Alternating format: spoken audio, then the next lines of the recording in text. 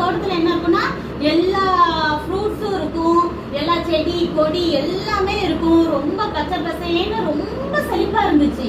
அங்க ஃபால்ஸ் எல்லாமே இருக்கும். அதுல இல்லாத செழிப்பே இருக்காது. நல்ல தோட்டம்னா ரொம்ப அழகா இருந்துச்சு. அந்த தோட்டத்தை உருவாக்கி அதுல ஏதேன்னு ஒரு தோட்டம், அது பேரு. அப்போ ஆதாம என்ன சொல்றாருன்னா, நீதான் அதை பாத்துக்கணும், இது உனக்கானது அப்படின்னு சொல்லிட்டு. இப்ப அம்மா அப்பா எல்லாம் என்ன செய்வாங்க, பிள்ளை பெருசானன்னு ஒருத்தவங்க வீடு கொடுப்பாங்க, கார் கொடுப்பாங்க இல்லையா? அது மாதிரி அவர் பையனுக்கு ஃபர்ஸ்ட் என்ன கொடுக்குறாரு, ஏதேன் தோட்டத்தை கொடுக்குறாரு. கொடுத்து என்ன சொல்றாருன்னா 2 பொறுப்பு சொல்றாரு. இங்க கவனிங்க, காக்கவும் பண்படுத்தவும் செய்யணும் அப்படி சொல்றாரு. பண்படுத்துறதுன்னா என்ன பண்ணணும்? இப்ப வந்துட்டு தோட்டம்னா அதுல நிறைய இலைகள் இதெல்லாம் விடும் இல்லையா? அதெல்லாம் நல்லா சுத்தமா வச்சுக்கணும். அதுக்கப்புறம்